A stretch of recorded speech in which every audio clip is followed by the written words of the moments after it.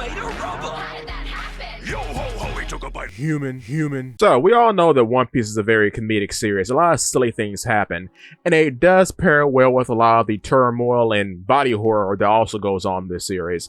However, there are times in which our main character, Monkey D. Luffy, does silly things, and I don't think those silly things are purely comedic. I think in being comedic makes them work, but I don't think they're purely gags or jokes. Let me explain. So if you're into any sort of superhero or superpower related media, you might have come across the power known as Toon Force.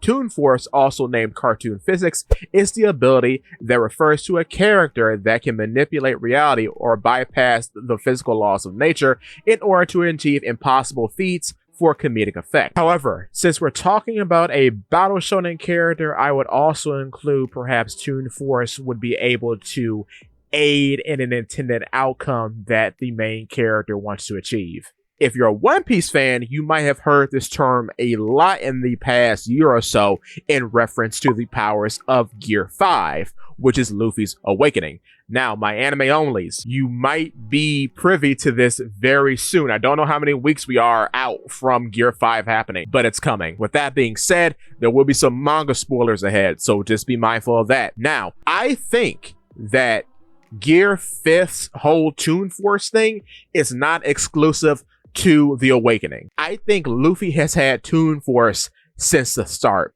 and I think it works both in his benefit and to his detriment, as long as it's funny. Funny meaning either funny for the people around him, funny for himself, or funny for you, the audience, reading the manga or watching the anime episode. In the crocodile fight, the very first one, where Luffy is dehydrated by Crocodile. And it's very interesting that it happens in the first fight because Crocodile is very pompous and he goes on and on about Bellfruit abilities and how one should use them appropriately. So I think that's very appropriate, even if it's in a hindsight sort of way that he says this and this happens. So he dehydrates Luffy's arm, right? Luffy's arm becomes mummified. He then runs over to the water that Tutu gave him in his little jug. He drinks the water and his arm is hydrated. This was for comedic effect because he thought the water would reverse the effects of Crocodile's dehydration. Therefore, it did. Then, in the crocodile fight number 2, where he is fighting Crocodile and he's dipping and diving and he's trying to splash Crocodile with his water, he gives up, drinks all the water, and becomes Mizu Luffy. Now, to his detriment, he springs a leak. This is comedic, and is shown to be comedic because Robin, who is watching the fight, laughs at it. Crocodile responds to the comedic effect in disbelief and then in anger. However, this is then met with Water Luffy using Water Pistol and dousing Crocodile with perfect spherical bullets of water. You see, because Luffy thought of weaponizing the water, knowing that it would be effective against Crocodile, it became perfect for weaponization. That's why when he shoots water out of his mouth, it comes out in perfect spheres. This too happens again at the end of the Crocodile fight, where Luffy shoots these perfect spheres of water up into the air, and they come crashing back down onto his mummified body once Crocodile dehydrates him yet again. Now, how is it that the water spheres perfectly fall onto Luffy in his exact location when he's in his dire time of need? It's because he has had an effect on those spheres of water. Now, moving forward, we see this again in the NL fight, when Luffy is fighting NL and is trying to bypass his observation haki, or mantra, as it's called in the Sky Islands. He decides to turn his brain off so he can dodge his attacks seamlessly. He thinks this will work, therefore it happens. This too happens again when he uses Gum Gum Octopus to rebound his attacks off of the Maxim. When he uses Gum Gum Octopus, his limbs go limp. This is meant to be comedic, and even though his limbs are going everywhere when they're rebounding off of the Maxim, he thinks they will end up hitting NL bypassing his mantra, and it does happen. The funny thing about this subtle Toon Force ability is that it applies to all the gears.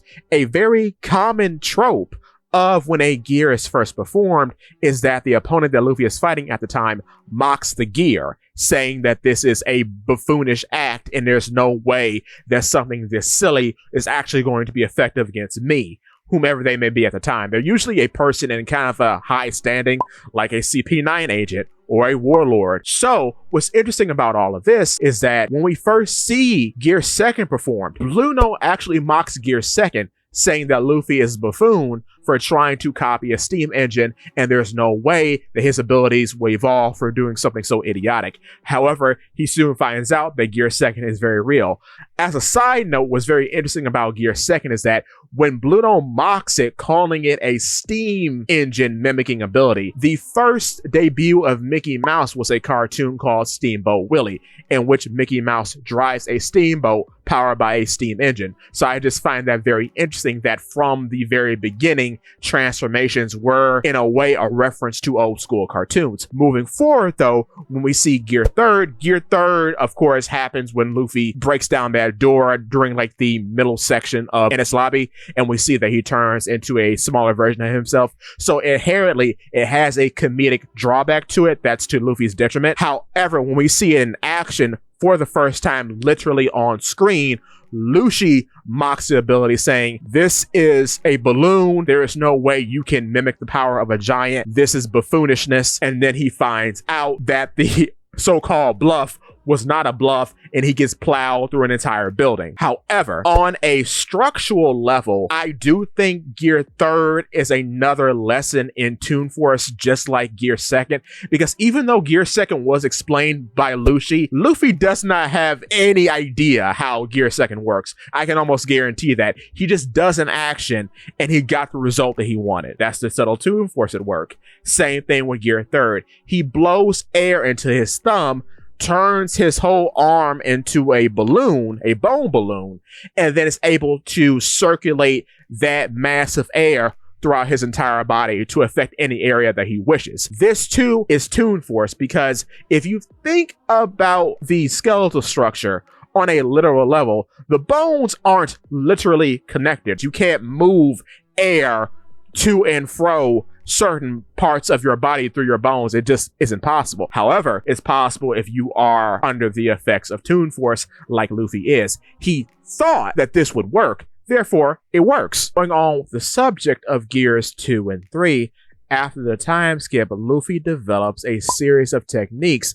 in which he can engulf his various limbs in flame. These flames have a combustible element to them that bypasses the durability of the opponent and goes right through them. What's so interesting about this is that the idea of how this was performed back in the day by many, including myself, was that Luffy is hitting the opponent so fast that he's combusting the air around him. However, this logic starts to fall flat when you remember that the first time he performed one of these techniques was in Fishman Island, when he was underwater, engulfed in a bubble against Hody Jones. The punch in which he made to deliver said hit was going outside of the bubble into the seawater, where it heated up to collide with Hody Jones. This makes me think that because he actually performed a fire technique underwater, this has to be related to Toon Force, because this is actually a physical impossibility. To bring things back down to earth a little bit, we do know too that the reason why he thought these techniques would work is because of Ace. This whole series of techniques was made to honor Ace. Ace went by the name Fire Fist because of his ability, which was the Flame Fruit, and his signature attack, which was literally Fire Fist. So Luffy is honoring his brother through this series of techniques, and because he wants to do it, it is done thanks to the ability of Toon Force that he has. Now, I will say, having a rubber body does help in all this, but I think it's only one part of how all these techniques and abilities actually are performed, because having a rubber body is only one part of all of this in the stretching and the deforming. However, when you actually get into the performance of the effect, I think that's the Toon Force coming into play. So the transferring of air, the pumping of blood to make yourself faster, all that is an effect of Toon Force. Now, using your own Toon Force powers, I need you to turn that red subscribe button gray, ring that bell, and turn that thumbs up blue. Thank you so much. It does help a lot. While on the topic of red subscribe buttons though and turning them gray, let's talk about Luffy's fire creation. There was a time in which fire creation occurred when Luffy was not fighting. During Punk Hazard, at the start of the second Caesar fight, where Luffy's trying to get to Caesar in a race with Smoker, Luffy makes a trail of actual fire on the floors of Punk Hazard in his path to get to where Caesar is at. He even mentions that he has run so fast that he has caught the floor on fire. I think this is a visual gag for you, the audience, to display that Luffy ran so fast that he caught the floor on fire. But seeing as how he mentions the fire being actually there, this is an actual effect that occurred in the world. This isn't simply a gag for gag's sake. This is an actual physical effect that happened. Therefore, I think this too is an effect of Toon Force, much like all the techniques that he has in which he delivers a combustible attack against an opponent. I think during the time skip is where we really get to see a lot of the Toon Force abilities begin to actually flourish and show up in the world, like say him creating the Trail of Fire. But one of the most prominent showings before we actually get to Gear 5th is all the events leading up to Wano in Gear 4th in its various forms. So let's talk about them. In the time skip, we have Luffy fighting Doflamingo. We find out that Doflamingo is too fast and too durable to be affected by Gear 3rd or Gear 2nd. Therefore, we have the invention of Gear 4th.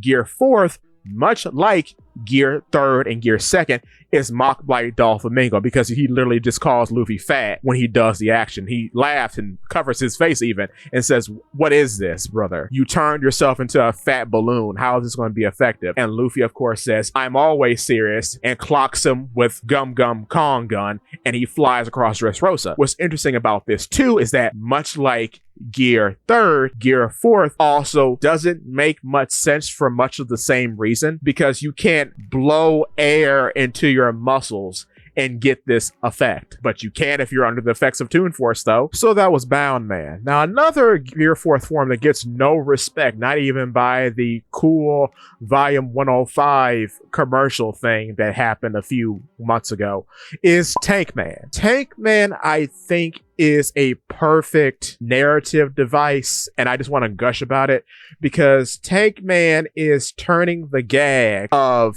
eating a whole bunch of fruit, emphasized by Luffy being rubber, meaning his insides can stretch. It's taking that entire gag to its utmost limit and then turning it into a power-up. I think just narratively, it's just a cool ability. Because of that reason, something that's so intrinsically Luffy becomes a incredibly strong transformation, though a very situational transformation, because it's the only Gear 4th form with a caveat, because the full name is Gear 4th Tank Man full version. It does allude to there being a normal version, but that has yet to be seen. But I have hopes that it will be one in the future. But yes, all in all, it simply is a emphasis of the gag of him eating a whole bunch of food and then him using that as a powerful transformation. What's interesting about this too, like Bound Man, he's making it possibly so that he retains the rubberness of his body even when it's hardened by hockey. I think that could be a Toon Force effect. I'm not exactly sure. Or that could just be an effect of him being rubber all the time. But Occam's Razor suggests that's more so him being rubber than having anything to do with Toon Force. But I do say, in Tank Man, it is the embodiment of the gag becoming a power-up. On the topic of food gags, Luffy during the Katakuri fight is buried under a pile of mochi. He eats his way out of said mochi and becomes fat. In order to shed the excess weight, he runs out of sight of the chefs who are viewing him, only to come back fully slimmed down. The chefs are very shocked by this. This is a Toon Force scene, because this is a scene with intent by Luffy, then played up for comedic effect, because that's why the chefs are there to view the gag take place. It's supposed to be funny. Like I said in the beginning, a gag takes place either for the audience or for those around Luffy, or for himself. Now let's move on to Gear 4th, Snake Man. Interestingly, Snake Man is the only transformation not mocked or taken as a joke. or a bluff, because even Gear 5th was taken as a joke because Kaido likened the transformation and its abilities to that of a character in a picture book. So yeah, Gear 4th Snake Man is the only one taken completely seriously by Katakuri and later by Kaido. What's so interesting about this is that in the fight against Katakuri, Gear 4th Snake Man is very much like the octopus technique that Luffy used in Skypiea against Enel, because the purpose of both of these techniques is to throw off somebody very, very good at using observation. So that's what Snake Man does. It changes its trajectory on a dime to throw off an observation user. What's so interesting about this too is that you can liken its trajectory changing to Lucci's high-speed movement during Enies Lobby, because he was the only one who had a sort of sense of pseudo-flight, because not only could he use Moonwalk and Shave, he could use them together, and when he did, he would travel in zigzag patterns. So I think Gear 4th Snake Man's trajectory changing is a reference to that, because when Gear 4th Snake Man changes trajectory, it does it in straight angles, various zigzag patterns, accompanied by a puff of smoke when it changes direction. So that's what I think it's a reference to. What is interesting about it as well is that I think this too is Luffy's expression of Toon Force being put on his body yet again, because way later in the fight against Kaido during chapter 1042, Kaido mentions just how strange Snake Man is, because he can change the trajectory of various attacks on a whim. And Kaido has a lot of difficulty with this as he's batting off the various fists that are coming at him. They're coming at him so fast at one point, he asks, where are these fists coming from? So yes, I do think Gear 4 Snake Man, again, is an expression of Toon Force because of that reason. So with Luffy and all of his 4 gears out of the way, let's talk about the final gear, or supposedly the final gear. Check out another video for that. But we have Gear 5th. Gear 5th is the culmination of everything I brought up here. We have free size manipulation because he turns into a giant, and then he also turns into a state that is reminiscent of Gear 4th Bound Man. There's also a balloon state that really isn't like Gum Gum Balloon, because he isn't holding the air in. It looks more like Tank Man, where the air is just present. He has a very spherical shape. Also, we have the free manipulation of matter, as he takes a lightning bolt, turns into a cartoon lightning bolt, and chucks it at Kaido. This is very much like how he spit out the water pellets and they were perfect spheres when he was fighting Crocodile. Then the cherry on top is when he winds up his legs and runs on the air. When he runs on the air, he makes a trail of fire in the air, like in Punk Hazard, when he set the floors of Punk Hazard on fire in a race to get to Caesar before Smoker. And then of course we have the other Gear 5th powers, which are turning various parts of the environment and his opponent into rubber. And lastly, the matter creation that he has, because in the fight against Lucci on Egghead, he turns his wispy hair into goggles, which is a completely new ability at that point that we hadn't seen before, which I think is just the full expression to say that yes, he is using Toon Force, because at that moment in time, he was using a rocket attack, so I guess he just thought it would be cool to have goggles for this rocket attack. So yeah, that's his intent being expressed again through Toon Force. And with that being said, that's actually all I have for you today. Thank you so much for watching. If you like stuff like this, please feel free to check out my YouTube channel, Polipede Works. And if you like what you see, I would appreciate your subscription. Thank you so much. See you next time.